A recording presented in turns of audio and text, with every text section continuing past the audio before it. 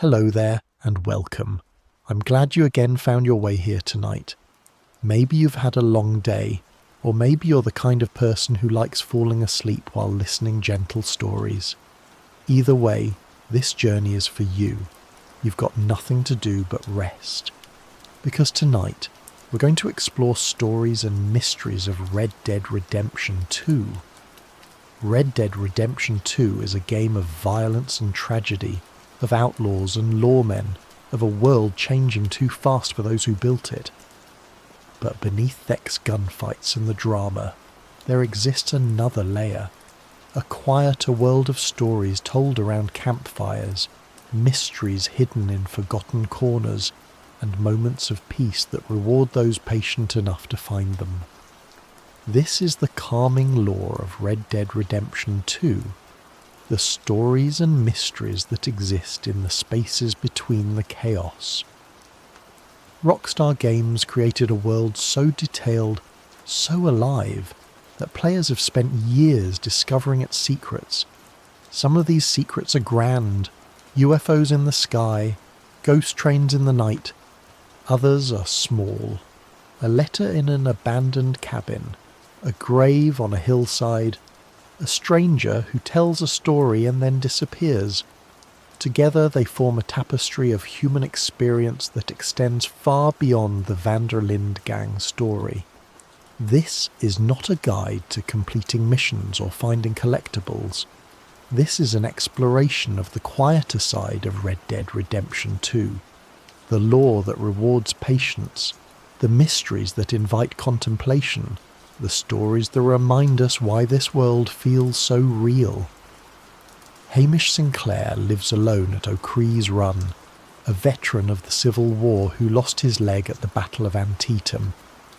His story unfolds across multiple encounters, each one revealing more about a man who has made peace with his past and found contentment in solitude. When Arthur first meets Hamish, the veteran is struggling with his horse Buell, a temperamental creature that has thrown him and left him stranded. Arthur helps him home and a friendship begins. Over subsequent visits, Hamish teaches Arthur to fish, takes him hunting for a legendary boar, and shares stories of his life before and after the war. Hamish's cabin is modest but comfortable. Fishing rods line the walls. A fire burns in the hearth. The lake outside his door provides food and peace. He has built a life that asks nothing of the world and expects nothing in return. His contentment is genuine, earned through years of learning to live with loss. The final encounter with Hamish is bittersweet. He takes Arthur hunting for a wolf that has been threatening his livestock, but the hunt goes wrong. Hamish is mortally wounded, and in his final moments he asks Arthur to take care of Buell. The horse, once so difficult, becomes a companion for Arthur's remaining journey. Hamish's story is about finding peace after violence. He fought in one of America's bloodiest conflicts, lost a limb, and could have spent his remaining years in bitterness. Instead, he chose solitude and simplicity. His friendship with Arthur, brief but genuine, shows that connection is possible even for those who have withdrawn from the world.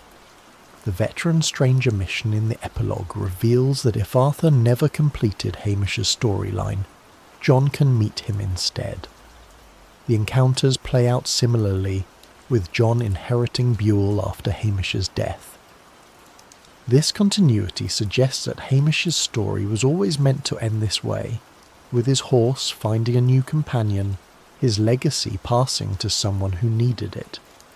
Charlotte Balfour came west with her husband, seeking a new life in the wilderness. When Arthur finds her, she's recently widowed, alone in a cabin she doesn't know how to maintain, surrounded by a world she doesn't understand. Charlotte's husband Cal died of unknown causes, leaving her with no skills for frontier survival. She cannot hunt, cannot properly maintain a fire, cannot defend herself. When Arthur first encounters her, she's on the verge of starvation, having eaten nothing but canned food since Cal's death. Arthur teaches her to survive. He shows her how to hunt rabbits, how to shoot a rifle, how to live in a world that offers no safety nets. These lessons are practical but also profound. Arthur is passing on knowledge that he takes for granted, skills that define his existence, to someone who represents the civilized world he has always existed outside of. Charlotte learns quickly. By the second encounter, she has killed her first deer. By the third, she has become competent enough to survive on her own. Her transformation from helpless widow to capable frontier woman is one of the game's most satisfying character arcs. If Arthur visits Charlotte in the late game, after his tuberculosis diagnosis, their conversation takes on additional weight. Arthur knows he is dying, knows that his time for teaching is limited. Charlotte's survival becomes a kind of legacy, proof that he could help someone, that his existence had value beyond violence. In the epilogue, John can visit Charlotte and find her thriving. She has built a life at Willard's Rest, comfortable and self-sufficient. She speaks fondly of Arthur, of the man who saved her life by teaching her to save herself. Her survival is Arthur's quiet triumph, a good deed that outlasted him. Charles Chatenay is a French artist living in Saint-Denis, a man of enormous appetites and questionable morals. His encounters with Arthur are comedic, chaotic, and surprisingly touching. Charles paints nudes, which in 1899 Saint-Denis is scandalous enough to attract angry husbands and moral crusaders. Arthur repeatedly finds himself defending Charles from the consequences of his art and his affairs. These encounters involve fistfights, escapes through windows, and increasingly absurd situations. But beneath the comedy, Charles is a genuine artist. His paintings, which can be seen in his studio, show real skill. He speaks of beauty and truth, of capturing something essential about his subjects. His womanizing is not mere lechery, but a kind of obsession with the human form, with the challenge of rendering flesh and spirit on canvas. Charles eventually flees to New York, escaping the accumulated consequences of his Saint-Denis adventures. His final letter to Arthur is grateful and affectionate, acknowledging the outlaw who repeatedly saved his life. Charles promises to remember Arthur in his art, to paint him someday. The Charles Chatenay encounters are comic relief in a game that often tends toward tragedy, but they also explore themes of art and authenticity, of living according to one's nature regardless of social consequences. Charles is ridiculous, but he's also genuine, a man who's chosen his path and accepts its costs. Marko Dragic is a Serbian inventor working on the cutting edge of 1899 technology. His laboratory, hidden in a cave near Dover contains wonders that seem impossible for the era. Electric lights, remote-controlled boats, and eventually a humanoid automaton. Arthur's encounters with Marko begin with a demonstration of a remote-controlled boat, which Arthur must guide through a course while Marko's rivals watch in amazement. The inventor is brilliant but erratic, prone to outbursts and obsessive focus. His work consumes him entirely. The second encounter involves helping Marko conduct an experiment during a thunderstorm. Arthur must climb a tower and adjust conductors while lightning strikes around him. The experiment succeeds, channeling enough electricity to power Marko's greatest creation, an automaton, a mechanical man that Marko has built to be his companion and legacy. The automaton is Marko's attempt to create life, to build something that will outlast him. He speaks to it like a child, teaching it words, hoping it will learn to think and feel. The scene is touching and slightly sad. A lonely man pouring his genius into a creation that may never truly understand him. If Arthur returns to Marco's laboratory later, he finds the inventor dead, killed by his own creation. The automaton sits nearby, confused and alone. It has learned one word: Papa. The tragedy is complete. Marco succeeded in creating something that could feel, and it felt enough to accidentally kill him. The automaton can be found later, sitting on a mountain peak, watching the sunrise. It has walked there on its own, drawn by something it cannot understand. The image is haunting and beautiful, a mechanical being, alone in the wilderness, experiencing wonder for the first time. Marco Dragic's story is about the costs of genius, the loneliness of vision, and the unpredictable nature of creation. His automaton is both his greatest achievement and his doom. But the automaton's survival, its journey to the mountaintop, suggests that Marco's dream was not entirely in vain. He created something that could appreciate beauty, even if it could not understand it. Late at night, in the swamps of Lemoyne near Bluewater Marsh, a train appears that should not exist. The ghost train runs on tracks that are real, but the train itself is translucent, glowing with an ethereal light. It appears only between 3 Watt AM and 4 Watt AM, and only in specific weather conditions. Players who encounter it report a sense of unease, a feeling that they are witnessing something from another time. The train cannot be boarded, it cannot be stopped. It simply runs its route and then vanishes, leaving no trace that it was ever there. The tracks it runs on are real, the same tracks used by living trains during the day. But the ghost train seems to exist in a different layer of reality. The lore behind the ghost train is never explained in-game.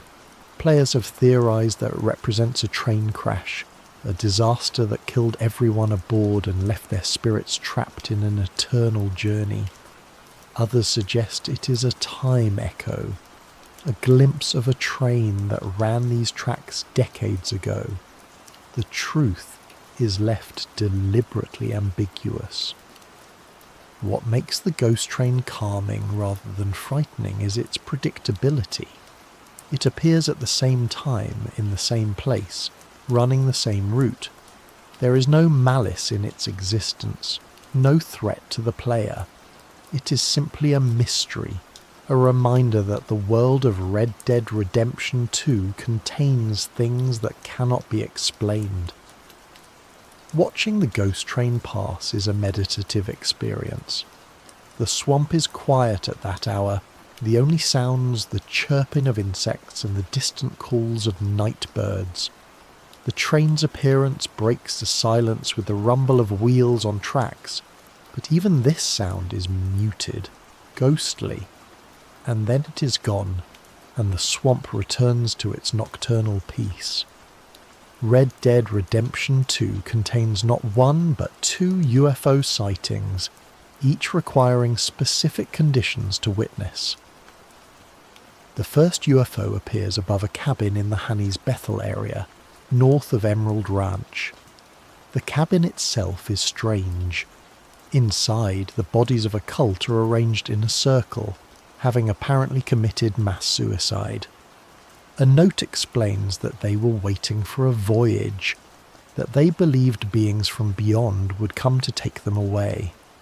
If the player waits in the cabin until 2 AM, the UFO appears. It hovers above the cabin, bathing the area in green light before ascending into the sky and vanishing. The cult's faith, it seems, was not entirely misplaced. Something did come, even if it came too late.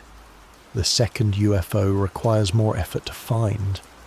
The player must reach the top of Mount Shan, the highest point in the game, and wait until 2 AM on a clear night.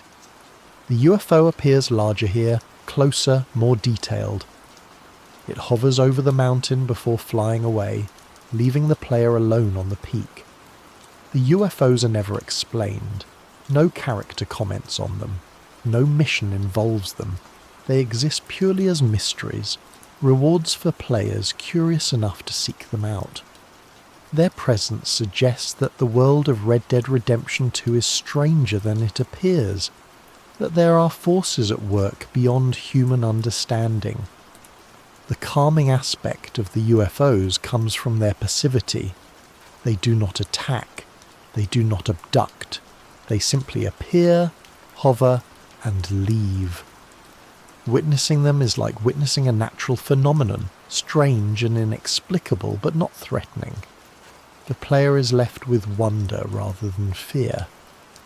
In the swamps of Blue Water Marsh stands a cabin that should not exist. The cabin is empty when first discovered, containing only an easel with a blank canvas. But as the player progresses through the game, the painting on the canvas changes. First, a landscape appears, then details are added, trees, water, a figure.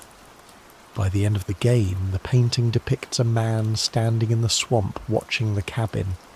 The man in the painting is the Strange Man, a mysterious figure from the first Red Dead Redemption. In that game, he appeared to John Marston multiple times, speaking in riddles, seeming to know things he should not know. Many players theorize that he was death, or the devil, or some other supernatural entity.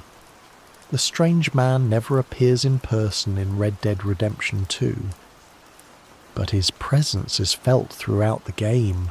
The cabin contains his portrait, his belongings, evidence of his existence. A mirror in the cabin shows a reflection that is not the player's. For a brief moment, the Strange Man's face appears, watching. The Strange Man's cabin is one of the game's most unsettling locations, but it is also strangely peaceful. The swamp around it is quiet. The cabin itself is well maintained, comfortable even. Whatever the Strange Man is, he has made a home here, a place where he watches and waits. The evolving painting suggests that the Strange Man is aware of the player, that he is watching their journey through the game. This awareness is creepy, but also oddly comforting. Someone is paying attention, someone is recording what happens. The Strange Man may be sinister, but he is also a witness, a keeper of stories. At the top of Mount Shan, the highest point in the game world, a frozen corpse holds a panoramic map. The map depicts the game's geography from an aerial perspective, with strange symbols and markings that do not correspond to any known location. Players have spent years trying to decode the map, searching for hidden meanings, secret locations, buried treasure. Some of the symbols on the map correspond to real locations, the UFO sighting spot, certain rock formations, specific landmarks. Others remain mysterious, pointing to places that either do not exist or have not yet been discovered. The map is a puzzle that may never be fully solved, but the map is also an invitation to explore. Its existence encourages players to climb mountains, search valleys, investigate every corner of the game world. Whether or not its secrets are ever fully revealed, the map serves its purpose. It makes players look more closely at the world around them. The frozen corpse that holds the map raises its own questions. Who was this person? How did they create such a detailed aerial view in an era before flight? What were they searching for? The game provides no answers, leaving players to construct their own theories. Mount Shan itself is a calming location despite its mysteries. The view from the top encompasses the entire game world. The plains of New Hanover, the swamps of Lemoyne, the mountains of Amberino, the deserts of New Austin. Standing there, watching the sun rise or set, the player can appreciate the scope of what Rockstar created. The Braithwaite family of Rhodes guards a terrible secret in their outhouse.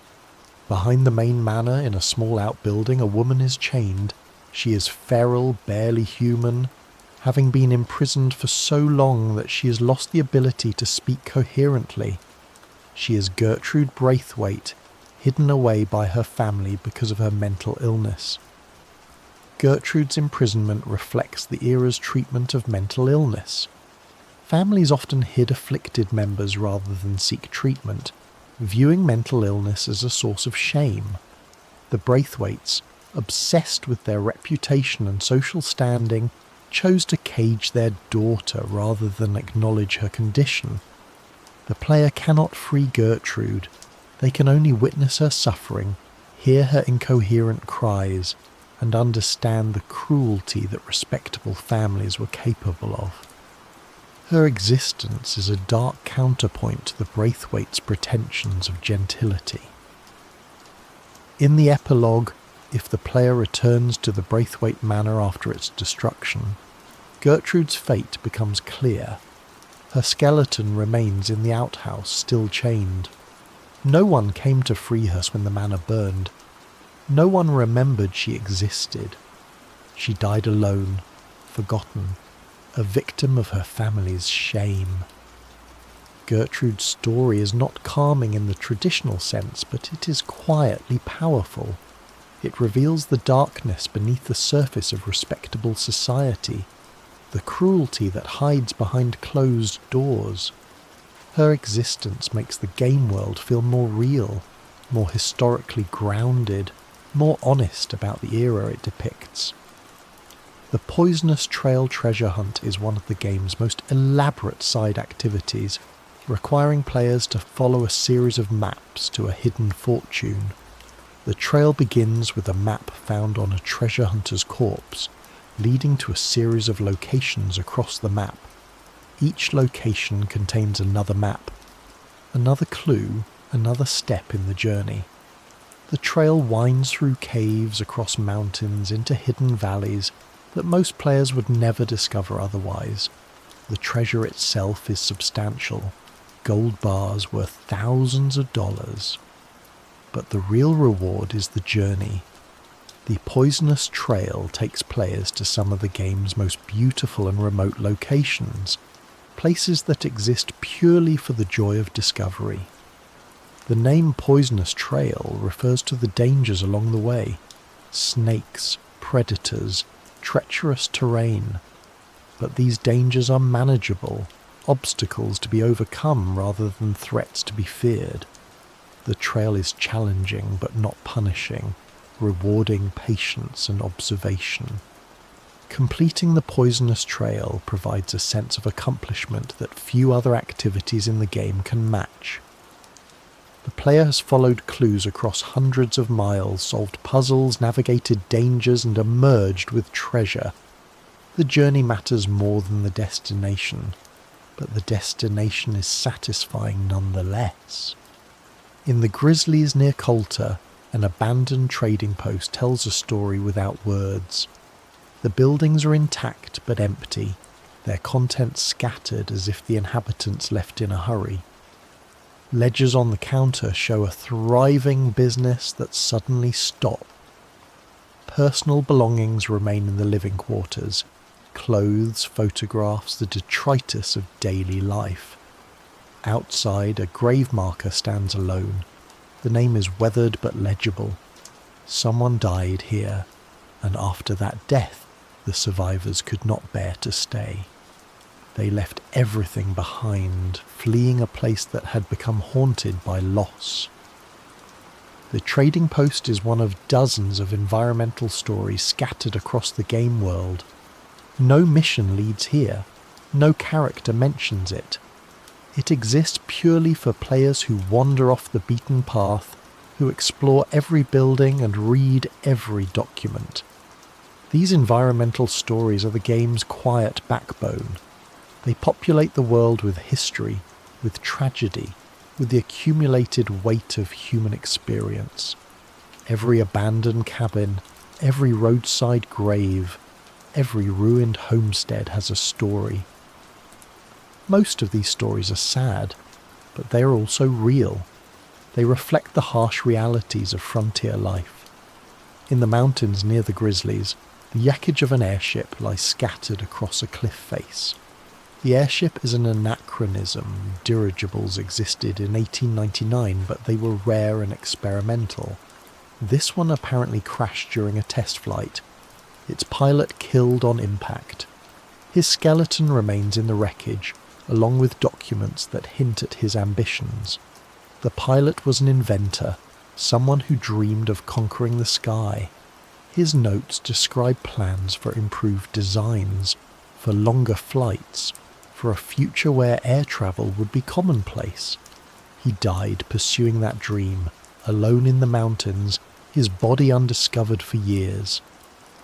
The crashed airship connects to the game's themes of progress and change. The world of Red Dead Redemption 2 is on the cusp of transformation. Automobiles are appearing, cities are growing, the frontier is closing. The airship represents the future that is coming, the technologies that will reshape the world. But the crash also represents the cost of progress. Innovation requires risk, and risk sometimes ends in tragedy. The pilot's death was not meaningless. His experiments contributed to the knowledge that would eventually make flight possible, but it was still a death, still a life cut short. In the hills near Roanoke Ridge, a house has been destroyed by a meteor. The impact crater is still visible, the house reduced to rubble around it. Inside the crater, the meteor itself can be found. A chunk of space rock that travelled millions of miles to land on this particular spot, destroying this particular home. The residents of the house were killed instantly. Their bodies, or what remains of them, can be found in the wreckage. They had no warning, no chance to escape. One moment they were living their lives, the next they were gone. A second, smaller meteor can be found nearby, suggesting that this was part of a meteor shower. The odds of being hit by a meteor are astronomically small, but someone has to be the statistical anomaly. These people were simply unlucky, victims of cosmic chance. The meteor house is darkly humorous in its absurdity. In a game filled with gunfights and betrayals, these people died from a rock falling from space. Their deaths had nothing to do with the conflicts that drive the main story. They were simply in the wrong place at the wrong time. But the meteor house also invites contemplation about fate and randomness. The residents could not have predicted their deaths, could not have prevented them. Their lives ended not because of choices they made, but because of forces entirely beyond their control. In a game about consequences and decisions, the Meteor House reminds us that sometimes things just happen. In the swamps of Lemoyne, a woman lives alone with her donkeys. She's not hostile, not dangerous, not part of any mission. She simply exists, tending her animals, living her life in the swamp. If the player approaches peacefully, she will talk about her donkeys, about her life, about the simple pleasures of solitude. The Donkey Lady is one of many characters who exist purely to populate the world. She has no quest to give, no treasure to reveal, no secret to share. She is simply a person, living her life, adding texture to the game's reality. These incidental characters are crucial to Red Dead Redemption 2's sense of place. The world feels lived in because it is lived in, not just by the player and the main characters, but by hundreds of people going about their daily business. The Donkey Lady tends her animals, farmers work their fields. Fishermen cast their lines. The world continues whether the player is watching or not. High in the mountains, in a cabin accessible only by treacherous paths, a woman lives alone. She's hostile to visitors, firing warning shots at anyone who approaches. If the player persists, she will attack. But if the player waits until she leaves her cabin, which she does occasionally, they can explore her home and learn her story. The hermit woman was once part of society. Letters in her cabin reveal a history of loss, a husband who died, children who abandoned her, a life that fell apart piece by piece. She retreated to the mountains not out of misanthropy but out of grief, seeking solitude because human connection had brought her only pain. Her hostility is defensive rather than aggressive. She does not seek out victims. She simply wants to be left alone. Her warning shots are exactly that. Warnings, not attacks. She will kill if necessary, but she will prefer that necessity never arise. The hermit woman's story is tragic but also understandable. She has been hurt too many times to trust again. Her isolation is a form of self-protection, a wall built from experience. The player can judge her or sympathize with her, but they cannot change her.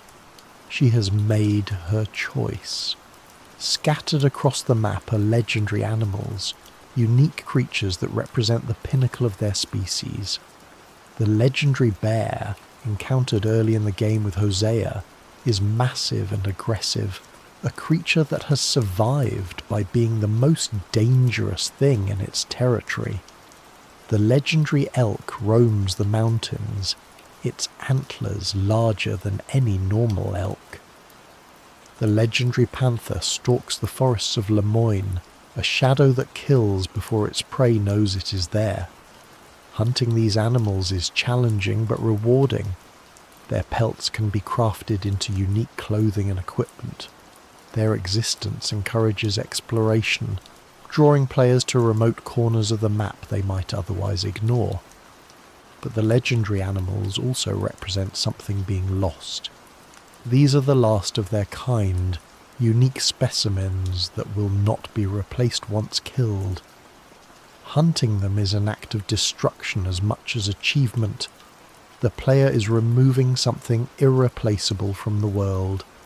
This tension reflects the game's broader themes.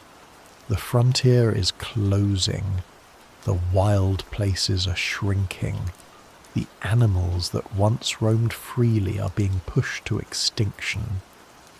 The legendary animals are symbols of a world that is disappearing, creatures that exist in the space between myth and reality.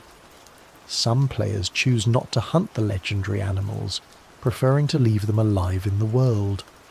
This choice has no gameplay benefit.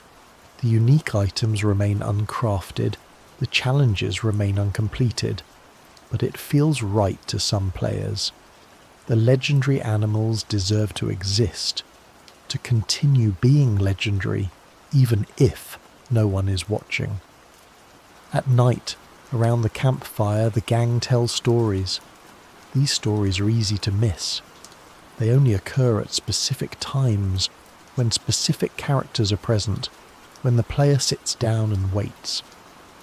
But for those who take the time to listen, they reveal depths of character that the main missions only hint at. Uncle tells stories of his youth, of adventures that may or may not have happened. His tales are exaggerated, probably fictional, but they reveal a man who wants to be seen as more than he is.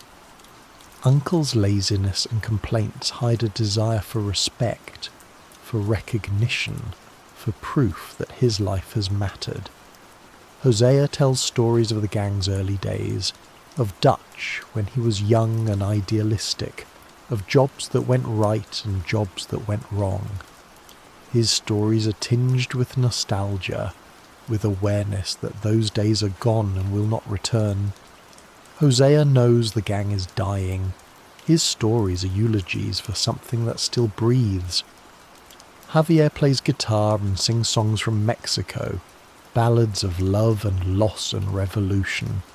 His music connects him to a homeland he can never return to, a past that shaped him but no longer exists.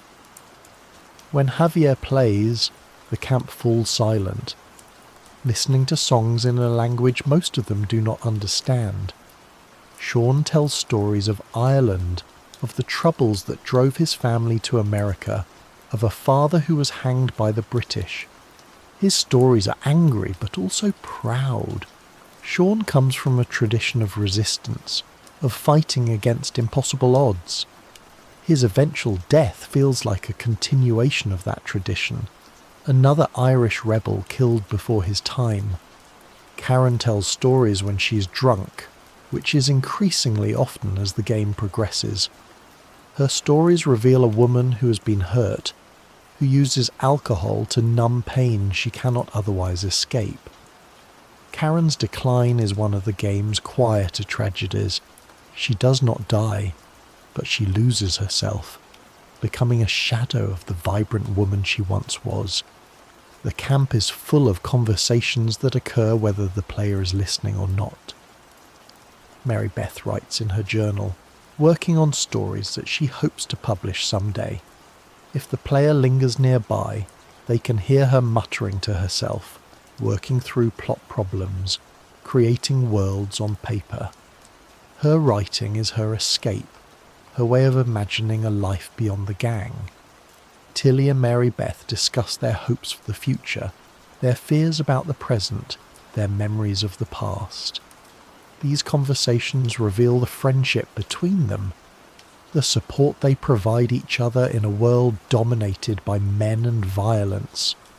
Dutch and Hosea argue about the gang's direction, about plans and possibilities, about whether there is any future worth pursuing. These arguments foreshadow the conflicts to come, the fractures that will eventually tear the gang apart. Arthur and Charles discuss hunting, tracking, the skills that define their usefulness to the gang. Charles teaches Arthur about the natural world, about respecting the animals they kill, about the Native American traditions that shaped his understanding of the land. Pearson tells stories of his time in the Navy, of ports visited and adventures had. His stories are probably exaggerated, but they reveal a man who once had a larger life, who has settled into the role of camp cook because he has nowhere else to go.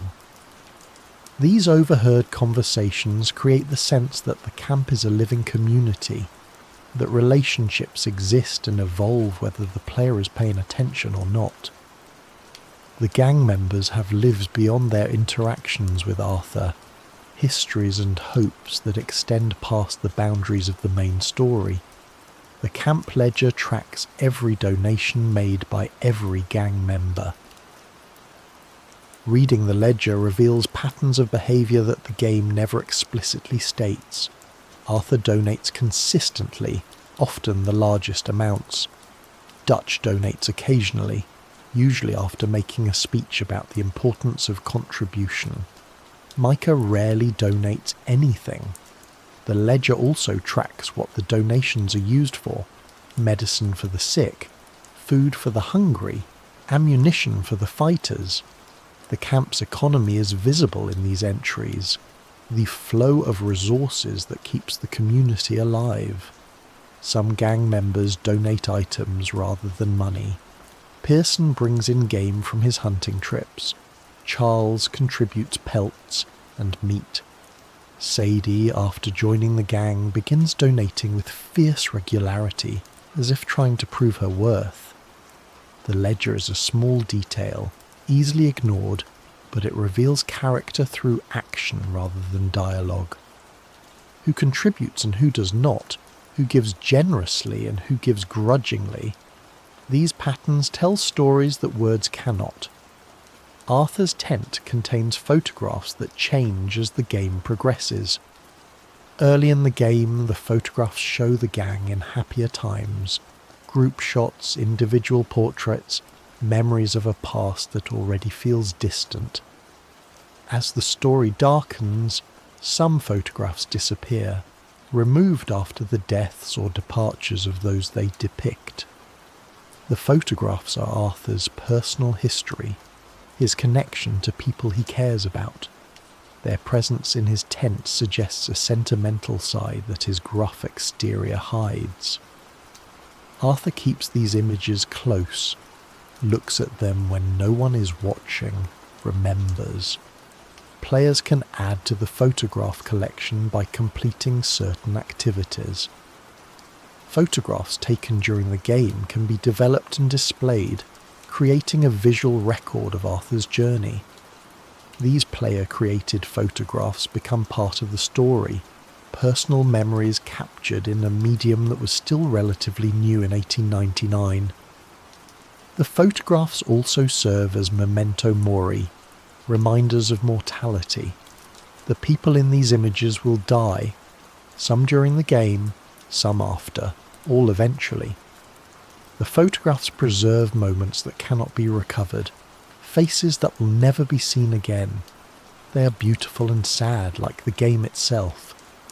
Arthur can perform chores around camp, carrying hay bales, chopping wood, fetching water. These activities provide small boosts to camp morale, but no significant gameplay benefit. They exist purely to make the player feel like part of the community, to create moments of mundane normalcy in a life defined by violence. Chopping wood is particularly meditative.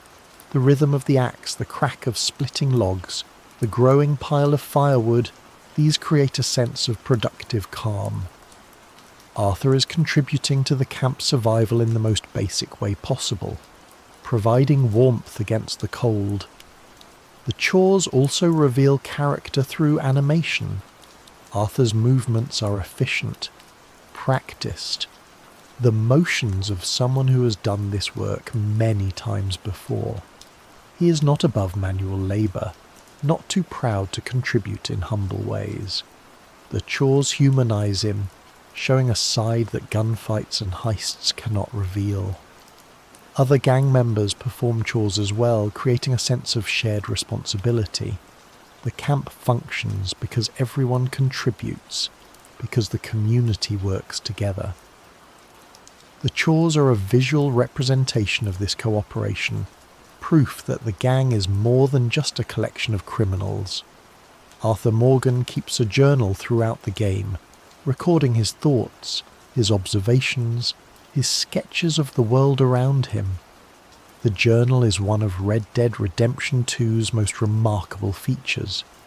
It updates automatically as Arthur experiences the game's events, but it also reflects player choices, the animals hunted, the strangers met, the places visited.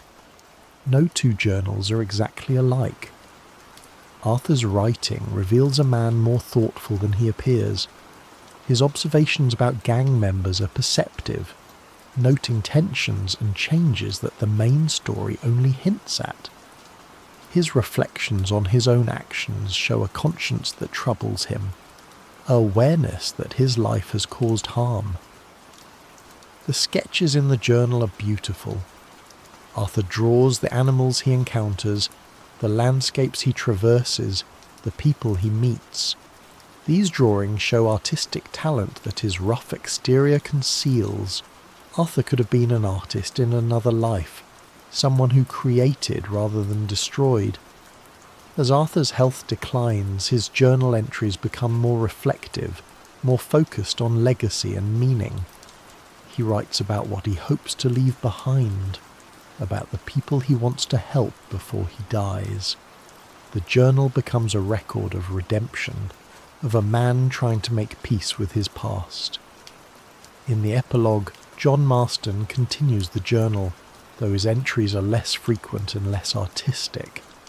John's writing is more practical, focused on the ranch and his family. The contrast between Arthur's journal and John's editions highlights the differences between the two men, Arthur the hidden poet, John the straightforward rancher. Throughout the game, Arthur receives and sends letters that reveal relationships beyond the main story. Mary Linton's letters are the most significant. She writes to Arthur about her family troubles, about her feelings for him, about the impossibility of their relationship. Her letters are beautifully written, full of longing and regret, evidence of a love that circumstances will not allow. Arthur's responses, which the player can read before sending, show a man struggling to express emotions he has spent a lifetime suppressing. He writes and rewrites, crossing out phrases, searching for words that will convey what he feels without making him vulnerable. Penelope Braithwaite writes to Beau Gray, letters that Arthur delivers as part of their Romeo and Juliet storyline. These letters are passionate and naive, the words of young people who believe love can conquer all. Their optimism is touching and slightly sad. The player knows how rarely such optimism survives contact with reality. The gang members write letters as well. Tilly corresponds with someone from her past, letters that hint at a history she rarely discusses. Mary Beth sends her stories to publishers, receiving rejection letters that she hides from the others. These letters reveal lives that extend beyond the camp, connections to a world the gang has largely abandoned. Newspapers in Red Dead Redemption 2 report on the gang's activities in the wider world. The articles about the Van der Linde gang are fascinating to read, showing how the outside world perceives events the player has experienced firsthand. Robberies are reported with varying degrees of accuracy. Gang members are described in terms that range from accurate to wildly wrong. The gap between what happened and what is reported reveals the limitations of journalism, the way stories change in the telling. The newspapers also report on events unrelated to the gang, political developments, technological advances, social changes. These articles ground the game in its historical moment, reminding players that the world extends far beyond the gang's concerns. Reading newspapers in different towns reveals regional perspectives. St. Denis papers focus on urban issues, crime, politics, society. Valentine papers focus on ranching and agriculture. The regional differences create a sense of a diverse nation, united by shared concerns but divided by local priorities. The newspapers also track the passage of time. Early papers report on events that later papers treat as history. The accumulation of articles creates a sense of a world in motion, of time passing whether the player notices or not. Scattered throughout the game are cigarette cards, collectible images that depict famous figures, animals, plants, and landmarks. Each card includes text describing its subject, creating a miniature encyclopedia of the game's world. The famous Gunslingers set describes outlaws and lawmen, some historical, some fictional. The Wildlife set describes animals with scientific accuracy. The Flora set catalogues the plants of the American frontier. Collecting the cards encourages exploration, drawing players to locations they might otherwise ignore. The cards are hidden in drawers, on shelves, in places that reward thorough searching. Finding a complete set requires patience and attention to detail. The cigarette cards also reflect the era's fascination with collection and categorization. The late 19th century was a time of scientific classification, of museums and encyclopedias, of attempts to catalogue the natural world. The cards participate in this tradition, offering knowledge in a format accessible to ordinary people. Completing card sets provides rewards, but the real value is the knowledge gained. The cards teach players about the world they are exploring, providing context that enriches the experience. A player who has read the wildlife cards will see animals differently, understanding their behaviours and habitats. After Arthur's death, players can visit the graves of gang members who died during the story. Each grave is marked with a simple headstone, inscribed with the deceased's name and a brief epitaph. The graves are scattered across the map, often in locations significant to the character. Sean's grave is near Rhodes, where he died. Hosea's is near St. Denis, where the bank robbery went wrong. Visiting the graves triggers brief reflections from John, memories of the deceased, acknowledgements of loss. These moments are quiet and sad, opportunities to mourn characters the player has come to care about. Arthur's grave is the most significant. Its location depends on the player's honour level. High honour places it on a hillside with a beautiful view. Low honour places it in a less scenic location. The grave's epitaph also changes based on honour, reflecting how Arthur lived his final days. The graves serve as a form of closure, allowing players to say goodbye to characters whose deaths may have felt abrupt or unprocessed. The act of visiting, of standing in silence, of reading the epitaph, these create space for grief that the main story's pace does not allow. The graves also remind players that the story has consequences, that the violence of the main narrative has a cost. The people buried here were not just characters but presences, personalities that shape the player's experience. Their absence is felt. Their graves are a permanent reminder of what was lost. Red Dead Redemption 2's animals behave with remarkable realism. Deer graze in meadows, lifting their heads periodically to scan for predators. If they detect the player, they freeze, assess the threat, and then either return to grazing or flee depending on the player's behaviour. This decision-making creates the sense of encountering real animals rather than programmed targets. Predators hunt prey in real time. Wolves track deer through the forest, working together to bring down animals larger than themselves. Cougars stalk from cover, waiting for the perfect moment to strike. Bears fish in rivers, scooping salmon from the water with practice swipes. Birds behave according to their species. Eagles soar on thermals, scanning the ground for prey. Crows gather around corpses, their presence a reliable indicator of death. Songbirds sing at dawn, their calls creating the game's distinctive morning soundscape. The animal behaviours reward observation. Players who take time to watch rather than hunt will see interactions that feel genuinely wild. A fox catching a rabbit, a hawk diving on a snake, a bear defending its cubs from wolves.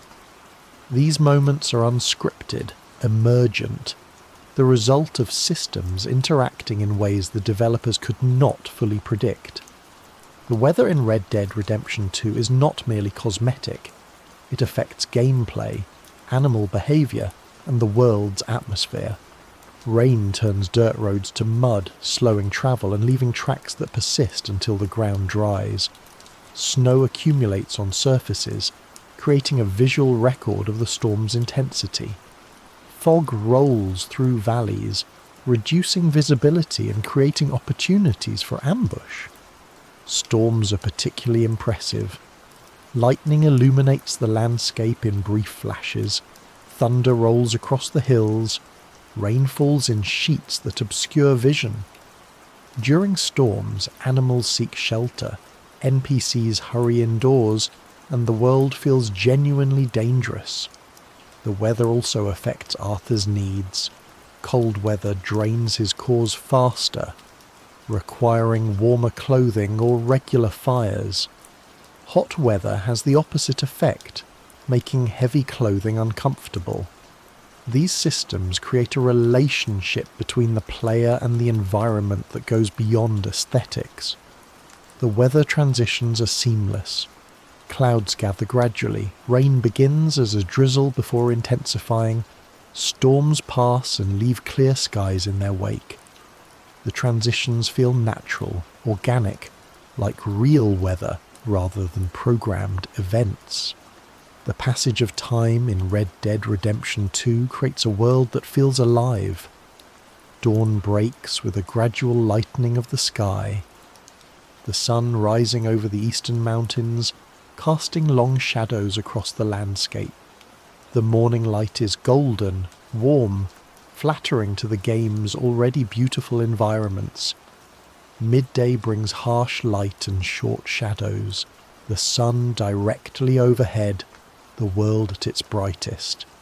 This is the time for travel, for work, for activities that benefit from clear visibility. Evening brings the golden hour again, the sun setting in the west, painting the sky in oranges and pinks. This is the game's most photographed time, the light creating images that rival professional landscape photography. Night brings darkness that is genuinely dark. Away from towns and campfires, the only light comes from the moon and stars. The darkness is not absolute. Eyes adjust, shapes become visible, but it is substantial, creating a sense of vulnerability that daylight does not. The day-night cycle affects NPC behaviour. Shops close at night, saloons fill up, the streets empty of respectable citizens and fill with those who prefer darkness. The world's rhythm changes, creating different experiences depending on when the player chooses to explore. Fishing in Red Dead Redemption 2 is one of the game's most calming activities. The mechanics are simple but satisfying. Cast the line, wait for a bite, reel in the catch while managing tension. The fish fight back, pulling against the line, requiring patience and timing to land. Large fish can take several minutes to bring in, creating extended moments of focused calm. The fishing locations are beautiful. Rivers wind through forests, lakes reflect mountain peaks. The ocean stretches to the horizon. Finding a good fishing spot often means finding a beautiful view, a place worth visiting even without the promise of a catch. The fish themselves are varied and realistic. Different species inhabit different waters. Trout in cold mountain streams, bass in warm lakes, ocean fish along the coast. Learning where to find specific species encourages exploration, drawing players to waters they might otherwise ignore. Fishing with Hosea early in the game establishes the activity as more than just a mechanic. The conversation during that mission reveals character, builds relationship, creates memories. Fishing becomes associated with that moment, with Hosea's wisdom and warmth, with a time before everything went wrong. Hunting in Red Dead Redemption 2 is detailed, challenging, and ethically complex. The tracking system requires attention to detail. Broken branches, disturbed ground, droppings and other signs lead the player toward their quarry. Following a trail successfully requires patience and observation, skills that the game rewards but does not demand. The quality of kills matters. A clean shot produces a perfect pelt. A messy kill damages the hide. This system encourages precision, making each shot meaningful. The difference between a perfect pelt and a poor one can be significant, creating stakes for every encounter. The skinning animations are graphic and lengthy. Arthur kneels beside the animal, draws his knife, and removes the hide in a process that takes several seconds. This animation cannot be skipped, forcing the player to witness the consequences of their kill. The design choice is deliberate. Hunting should not be abstracted, should not be reduced to a simple button press. The hunting requests from the trapper encourage players to seek specific animals, creating goals that structure exploration. Crafting a particular outfit might require pelts from animals in different regions, drawing the player across the map in pursuit of materials. But hunting also raises questions about necessity and excess. Arthur can hunt for food, for crafting materials, for money, but he can also hunt simply because the systems allow it. The game does not judge excessive hunting, but it does not celebrate it either. The choice of how much to kill and why is left to the player. Valentine is a livestock town, built around the cattle trade that defines the heartlands. The town's architecture reflects its purpose. Stockyards dominate the landscape. The smell of animals permeates the air. Cowboys and ranchers fill the streets. Valentine is rough, practical, a place where work matters more than appearance. The saloon is the town's social centre, a place where ranchers drink after long days, where card games run late into the night, where fights break out over trivial disputes. The saloon's atmosphere is rowdy but not dangerous. Valentine's violence is usually personal rather than criminal. The general store sells supplies suited to ranch life: rope, tools, provisions for long days in the saddle. The gunsmith offers weapons appropriate for the frontier: rifles for hunting, revolvers for protection. The businesses of Valentine serve the cattle trade, and the cattle trade sustains the town. The hotel offers rooms that are clean but simple, beds for travellers passing through rather than residents settling down. Valentine is a waypoint, a place to stop rather than stay. Its transient population gives it energy but also instability. The sheriff's office is busy, dealing with the minor crimes that accompany any gathering of rough men: drunken disorderly conduct, petty theft, the occasional assault. Valentine's crimes are common rather than spectacular. The law here is practical, focused on keeping order rather than pursuing justice. Rhodes is a southern town, shaped by the legacy of the Civil War and the tensions that followed. The town is divided between two families, the Braithwaites and the Greys, whose feud predates the war and has only intensified since. This feud defines Rhodes's politics, its economy, its social structure. Everyone in town is aligned with one family or the other, and neutrality is not an option. The architecture of Rhodes reflects southern gentility: columned porches, whitewashed buildings, an attempt at elegance that the town's poverty cannot quite sustain. Rhodes wants to be a proper southern town, but the war took too much and recovery has been slow. The saloon in Rhodes is quieter than Valentine's, more genteel in its pretensions if not its reality. The patrons drink whiskey rather than beer, play poker rather than blackjack, maintain a veneer of civilization that barely conceals the violence beneath. The gunsmith in Rhodes is notable for a dark secret. A young man is chained in his basement, a victim of kidnapping who has been held for years. This secret, discoverable through careful observation, reveals the darkness that hides beneath Rhodes' respectable surface. The sheriff of Rhodes is corrupt, aligned with the Grey family, using his position to advance their interests rather than enforce the law. His corruption is an open secret, accepted by the townspeople as simply how things work. Justice in Rhodes is political, not impartial. St. Denis is the game's largest city, a recreation of New Orleans at the turn of the century. The city's architecture is elaborate, European-influenced, a stark contrast to the rough frontier towns elsewhere in the game.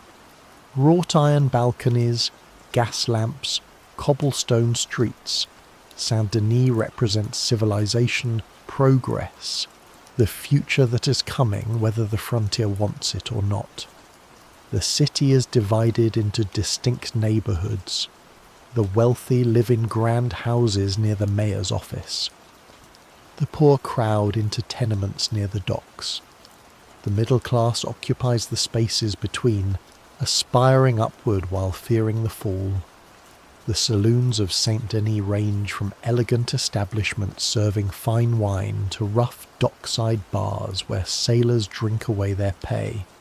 The variety reflects the city's diversity, its accommodation of different classes and tastes. The theatre offers shows that would be impossible in smaller towns, elaborate productions with professional actors, audiences in formal dress, culture as entertainment. The theatre represents St. Denis' aspirations, its desire to be a real city rather than a frontier outpost. The market district is alive with commerce. Fishmongers, butchers, produce sellers, craftsmen of every type. The market's energy is infectious, a reminder that cities exist because they facilitate exchange, because bringing people together creates opportunities. Crime in St. Denis is organised rather than opportunistic. Gangs control territories, corruption reaches into the police department, violence is business rather than passion. The city's sophistication extends to its criminality. Strawberry is a logging town in the mountains, small and isolated but growing. The town's economy depends on timber, and the sawmill dominates the landscape. The sound of saws and the smell of fresh-cut wood define Strawberry's atmosphere. Workers live in simple cabins, their lives shaped by the rhythm of the mill. The general store in Strawberry is well stocked, serving both the logging community and travellers passing through the mountains. The store's proprietor is friendly, eager for news from the outside world, isolated enough to value any connection.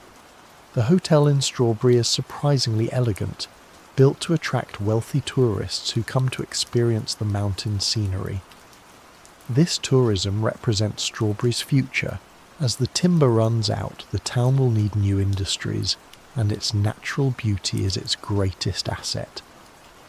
The jail in Strawberry is where Micah is held early in the game, setting up one of the story's most consequential missions.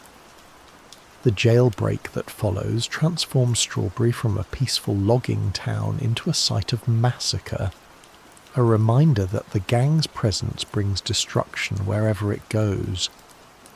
After the jailbreak, Strawberry's attitude towards strangers changes. The townspeople are warier, the sheriff more vigilant, the atmosphere more tense. The gang's violence has left a mark that will not quickly fade. Ansburg is a mining town built around the extraction of coal from the mountains. The town's architecture is industrial, functional, ugly. Buildings are constructed for utility rather than beauty, their purpose evident in their design. Ansburg exists to extract resources, and everything about it reflects that single focus. The miners who work in Ansburg live hard lives. The work is dangerous. The pay is poor. The company that owns the mine cares nothing for their welfare. The miners' faces are blackened with coal dust, their bodies bent from years of labour, their futures limited by the industry that employs them. The company store sells goods at inflated prices, trapping workers in debt that keeps them bound to the mine. This system of economic control is historically accurate, reflecting the exploitation that characterized industrial labor in the late 19th century. The mine itself is a location in the game, explorable and dangerous.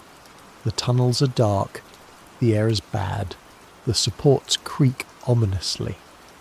Exploring the mine creates a visceral understanding of what the miners endure, the risks they take for wages that barely sustain them. Ansburg represents the dark side of progress.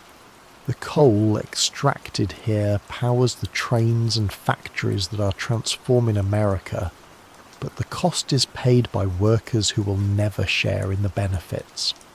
The town is a reminder that industrialization has victims as well as beneficiaries. Red Dead Redemption 2 rewards players who stop to watch the sky. The sunrises are spectacular. The sun climbing over the eastern mountains, painting the clouds in shades of pink and gold. The light changes moment by moment, the colours shifting as the sun rises higher. A sunrise watched from a mountain peak is one of the game's most beautiful experiences. The sunsets are equally impressive, the western sky blazing with colour as the sun descends. The game's lighting system creates sunsets that rival real photography, images worth capturing and sharing. Many players have spent hours simply watching the sky, waiting for the perfect moment. The time spent watching is not wasted. The game continues around the player. Animals move, NPCs go about their business, the world lives, but the player can choose to step outside the action, to simply observe, to appreciate beauty for its own sake. These moments of observation create a different relationship with the game.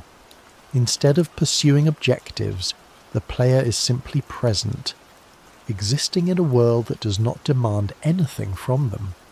The sunrises and sunsets are gifts, offered freely to anyone willing to receive them. Arthur can sit by any campfire in the game, resting and watching the flames. The sitting animation is simple. Arthur settles onto the ground, his posture relaxed, his attention on the fire. The flames flicker and dance, casting moving shadows, creating warmth in the darkness. The sound of crackling wood fills the silence. Sitting by a campfire triggers the passage of time, allowing players to wait for specific hours without simply standing idle. But the mechanical function is secondary to the atmospheric one. The campfire creates a moment of peace, a pause in the action, a chance to breathe. The campfires scattered across the map are often in beautiful locations, overlooking valleys, beside rivers, in clearings surrounded by forest. Finding a campfire often means finding a view, a place worth visiting even without the promise of rest. Other characters sometimes share campfires with Arthur. Strangers encountered in the wilderness might be cooking dinner, willing to share their fire and their stories. These encounters are random, unscripted, the result of systems creating moments that feel organic. The minigames in Red Dead Redemption 2 offer extended moments of calm. Poker is the most elaborate, with full Texas Hold'em rules, AI opponents who play with distinct styles, and stakes that can range from trivial to significant. A poker game can last for hours, the player absorbed in the rhythm of betting and folding, reading opponents and managing their stack. Blackjack offers simpler pleasures, the quick decisions of hit or stand, the satisfaction of beating the dealer. The game moves faster than poker, creating a different kind of engagement, less strategic, more immediate.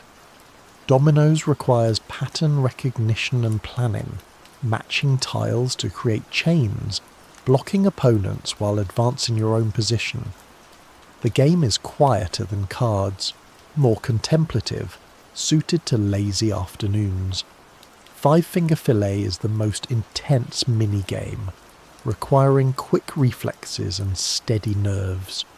The tension of the knife moving between fingers, the risk of failure, the satisfaction of a clean run. The game creates excitement within a controlled context. These minigames exist throughout the world, in saloons and camps and private homes. They create reasons to visit locations, to interact with NPCs, to spend time in the game world without pursuing the main story. They are distractions in the best sense, activities that distract from violence, from urgency, from the relentless forward motion of the plot. Arthur can take baths in hotels throughout the game, a simple activity with surprising depth. The bath itself is functional. It restores cores, removes dirt, improves Arthur's appearance. But the experience of bathing is more than mechanical. Arthur settles into the tub. The water steams, the tension visibly leaves his body. The option to have an attendant assist with the bath adds another layer. The attendant scrubs Arthur's back, washes his hair, provides a service that is both practical and intimate. The conversation during these moments is light, inconsequential, the kind of small talk that fills comfortable silences. Bathing is one of the few activities in the game that is purely self-care. Arthur is not pursuing objectives, not helping others, not advancing any goal. He is simply taking care of himself, acknowledging that his body has needs beyond survival. The frequency of bathing affects how NPCs react to Arthur. A clean Arthur receives friendlier responses. A dirty Arthur is treated with disgust. This system creates incentive to bathe regularly, but it also reflects a truth about human interaction. Appearance matters. First impressions count. Taking care of yourself is a form of respect for others. Sleep in Red Dead Redemption 2 is more than a time-skip mechanic. When Arthur sleeps, the camera pulls back, showing him in his bed or bedroll, the world continuing around him. The passage of time is visible, the light changes, the sounds shift. The world moves from night to day or day to night. The dreams that occasionally interrupt sleep are significant. Arthur dreams of a deer or a wolf depending on his honour level, the deer representing his better nature, the wolf representing his worse. These dreams are brief but meaningful, visual representations of Arthur's internal state. The quality of sleep depends on location. A bed in a hotel provides better rest than a bedroll in the wilderness. The difference is reflected in core restoration, creating mechanical incentive to seek proper shelter. But the difference also feels right. Sleeping in a bed should be more restful than sleeping on the ground. Sleep is vulnerable. Arthur is defenseless while sleeping, trusting that the world will not harm him. In camps, this trust is justified. The gang watches over its own. In the wilderness, the trust is a gamble, a hope that predators and enemies will not find him. The vulnerability of sleep makes waking feel like relief, like survival, like another day earned. The game rewards players who choose to walk rather than run. Walking allows observation that running does not. Details become visible, the texture of bark, the movement of insects, the way light falls through leaves. The world reveals itself to those who move slowly enough to see it. Walking also changes NPC interactions. A walking Arthur is less threatening than a running one, more likely to receive friendly greetings, less likely to trigger defensive responses. The pace of movement affects how the world perceives you. The walking animations are beautiful. Arthur's gait changes with terrain, careful on slopes, confident on flat ground, cautious in water. His body responds to the environment, creating a sense of physical presence that running obscures. Walking creates time for thought. The player's mind wanders, considers the story, processes what has happened, and anticipates what might come. The slower pace allows reflection that faster movement does not permit. Many players discover that walking transforms their experience of the game. What seemed like empty space becomes rich with detail. What seemed like tedious travel becomes meditative journey. The game was designed to be walked through, and walking reveals design choices that running misses. The epilogue of Red Dead Redemption 2 offers something the main game cannot. Peace. John Marston builds a ranch at Beecher's Hope, constructing a home for his family through honest labour. The ranch building sequence is one of the game's most satisfying moments. John and Charles and Uncle working together, raising walls and laying floors, creating something permanent from raw materials. The completed ranch is modest but comfortable. The house has rooms for John and Abigail and Jack, space for a family to live and grow. The barn holds horses and cattle. The land stretches toward the horizon, promising a future that the main game's characters could never have. Life at Beecher's Hope follows a rhythm that the gang never knew. John wakes, does chores, tends animals, works the land. The activities are repetitive but satisfying, the kind of work that builds rather than destroys. John is becoming what Arthur hoped he could be, a family man, a rancher, someone with a future. The ranch is not without problems. Uncle's laziness is a constant irritation. The mortgage payments are a persistent worry. The past threatens to intrude, as it always does.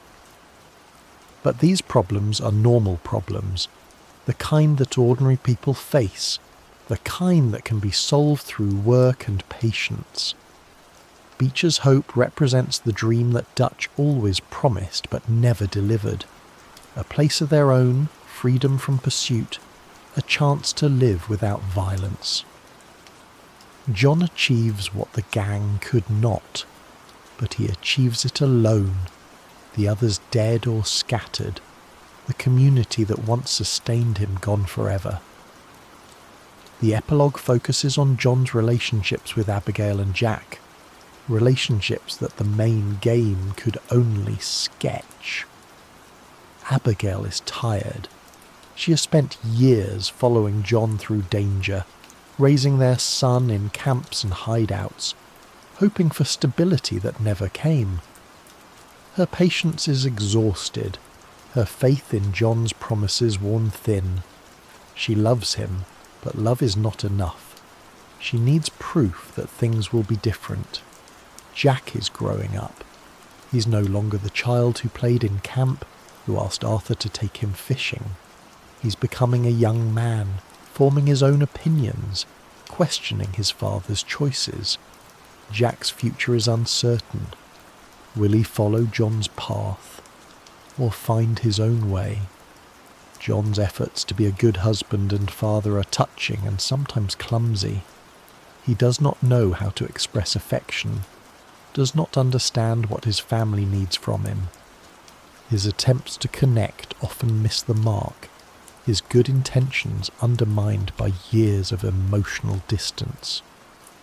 The family dinners at Beecher's Hope are small moments of connection.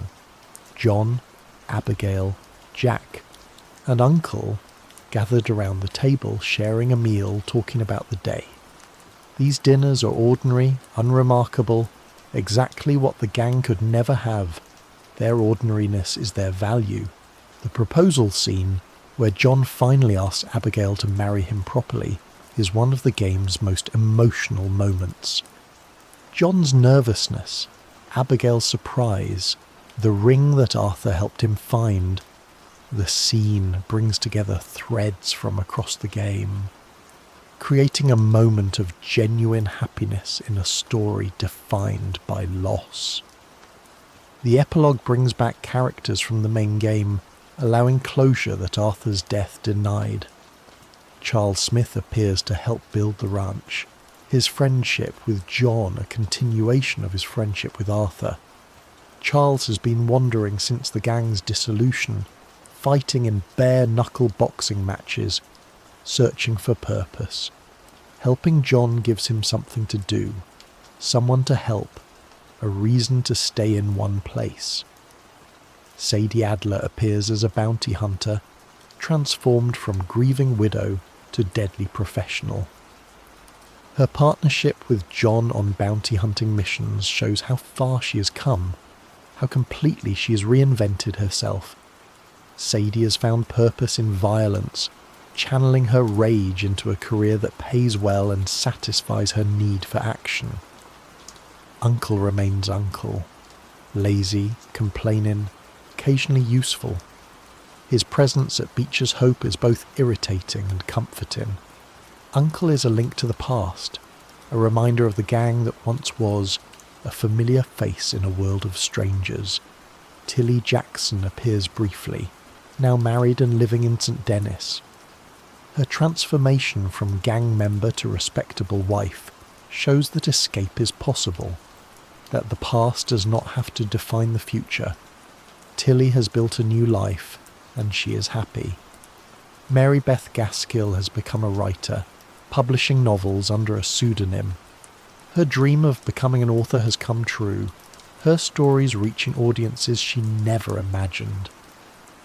Mary Beth's success is quiet but real, proof that talent and determination can overcome circumstance.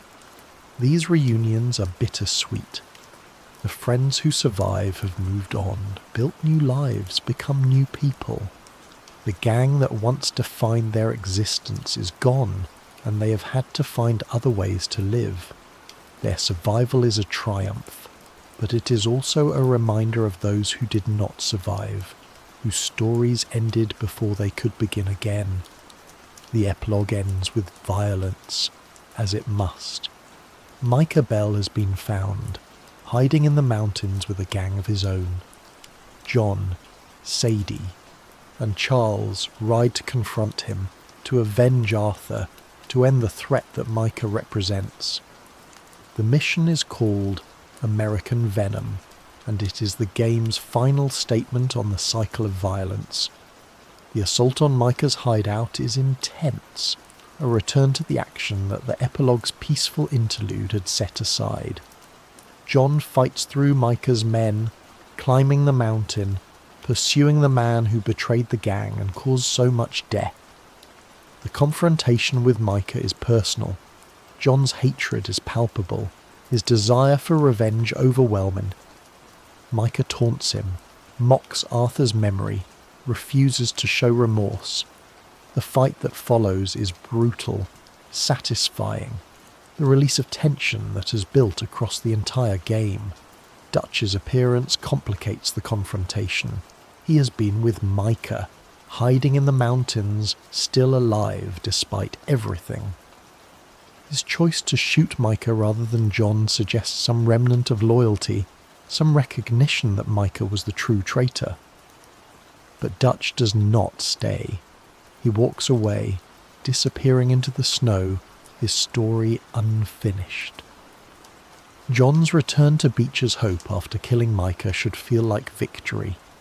The enemy is dead, the revenge is complete, the threat is ended, but the victory is hollow. The violence that John hoped to leave behind has followed him home. The peace of the epilogue was always temporary, always threatened, always dependent on a past that refused to stay buried. The game ends with John at Beecher's Hope, his family around him, his future uncertain. Players who know Red Dead Redemption know what comes next. The government will find John, will force him to hunt his former friends, will eventually kill him on this very ranch. The peace of the epilogue is doomed, the happiness temporary, the ending already written. But for now, in this moment, John is home. The sun sets over Beecher's Hope. The cattle low in the fields. Abigail calls him to dinner. The peace may not last, but it exists, and sometimes that is enough. Red Dead Redemption 2 is a game about loss. Loss of friends, loss of freedom, loss of a way of life that was already dying when the story began. But within that loss there are moments of beauty, of connection, of peace. The calming lore of the game exists in these moments, in the stories told around campfires, in the mysteries hidden in forgotten corners, in the quiet spaces between the violence. The game rewards those who slow down, who explore, who pay attention, the strangers who need help, the mysteries that invite investigation, the natural world that continues regardless of human drama. These elements create a world that feels alive, that exists beyond the player's actions, that offers experiences beyond the main story. The calming lore of Red Dead Redemption 2 is not separate from its tragedy, but intertwined with it. The beauty of the sunsets is more poignant because we know the world is changing. The peace of the epilogue is more precious because we know it cannot last. The stories of the strangers are more meaningful because they remind us that life continues, that people persist, that hope survives even in the darkest times. This is the gift that Red Dead Redemption 2 offers, a world worth exploring, worth understanding, worth caring about. The calming lore is an invitation to slow down, to look closely, to find the quiet moments that make the loud ones bearable. In a game about the end of an era, these moments remind us what was worth preserving, what was lost when the frontier closed, what we still carry with us from a world that no longer exists. The West is dying, but in its final days there is still beauty to be found, still stories to be told, still peace to be discovered. All you have to do is look. The relationship between Arthur and his horse is one of the game's most carefully crafted systems. Horses remember how they are treated. A horse that is fed, brushed, and spoken to kindly will bond more quickly than one that is neglected or abused. The bonding level affects the horse's behaviour. A fully bonded horse will come when called from greater distances, will be calmer in dangerous situations, will perform manoeuvres that unbonded horses cannot. Arthur speaks to his horse throughout the game, and the dialogue changes based on bonding level. Early conversations are practical, instructional. Later conversations become affectionate, personal. Arthur calls his horse good girl or good boy, praises their bravery, thanks them for their service. These small moments of connection accumulate into something that feels like genuine relationship. The horse's death, when it comes, is devastating precisely because of this accumulated connection. The final moments with the dying horse, Arthur kneeling beside them, speaking softly, saying goodbye, are among the game's most emotional scenes. The grief is earned, built through hours of shared experience. Players often become attached to specific horses, refusing to replace them even when better options become available. The attachment is not rational. Horses are functionally similar. Their difference is minor, but it is real. The game creates conditions for emotional investment, and players invest. NPCs in Red Dead Redemption 2 have conversations that occur whether the player is listening or not. In towns, people discuss local events, gossip about neighbours, complain about the weather. These conversations are not triggered by the player's presence. They happen because the NPCs have lives, routines, relationships that exist independently.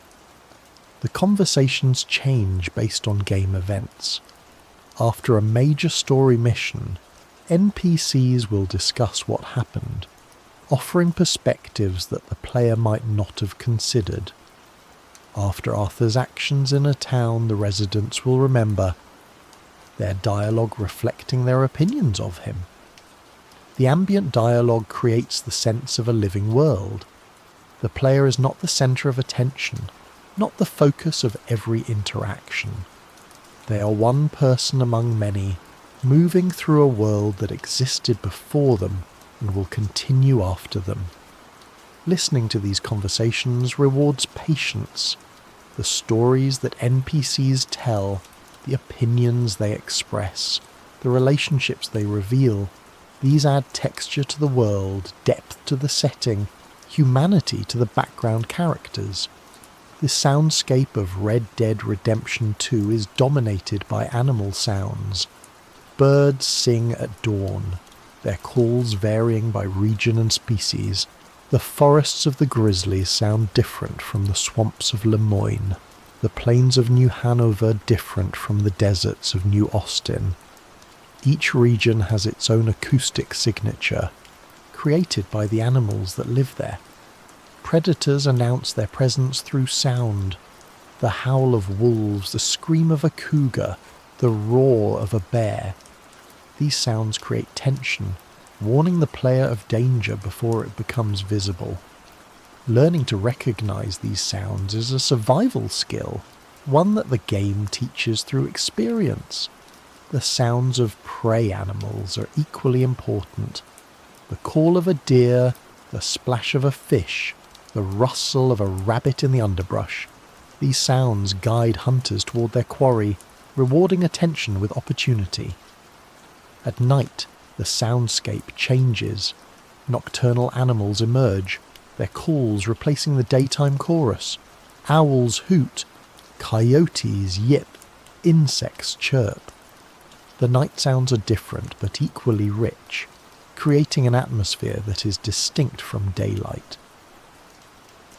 The transitions between weather states are seamless and beautiful. Clouds gather gradually, their shadows moving across the landscape.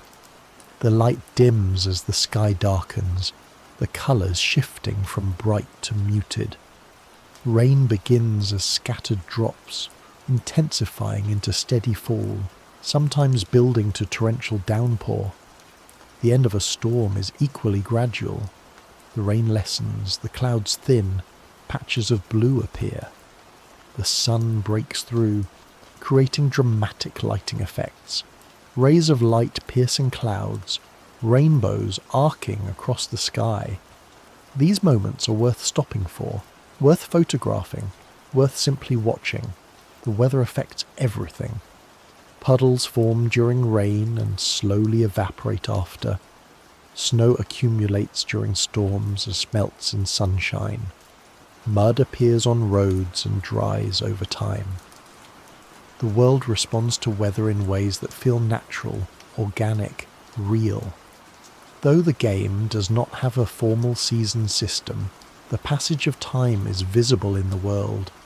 The trees in certain areas change colour as the story progresses, their leaves shifting from green to gold to bare branches. The change is subtle, easy to miss, but it creates a sense of time passing, of the world moving forward. The weather patterns shift as well. Early in the game, the weather tends toward mild. Later, storms become more frequent, the world more hostile. This shift mirrors the story's trajectory, the external world reflecting the internal drama. The animal's behaviour changes with the implied seasons. Certain species become more or less common, their patterns shifting in ways that feel natural. The world is not static, it evolves, changes, responds to forces beyond the player's control. These seasonal touches are easy to overlook, but they contribute to the game's sense of a living world. The attention to detail extends to elements that most players will never consciously notice, creating an atmosphere that feels right even when the specific reasons are unclear. The calming lore of Red Dead Redemption 2 exists in these details, in the horse that remembers kindness, in the conversations that happen without an audience, in the sounds that fill the silence, in the weather that moves across the sky. The game is built from millions of small choices, each one contributing to a whole that exceeds the sum of its parts. To experience this lore is to slow down, to pay attention, to let the world reveal itself at its own pace. The rewards are not achievements or unlocks, but moments of beauty, of connection, of peace. In a game about violence as loss, these moments are precious, worth seeking, worth savouring. The frontier is vast and its stories are endless. Every corner holds something worth discovering. Every moment offers something worth experiencing. The calming lore of Red Dead Redemption 2 is an invitation to explore, to observe, to simply be present in a world that was crafted with extraordinary care. Take your time, the West will wait.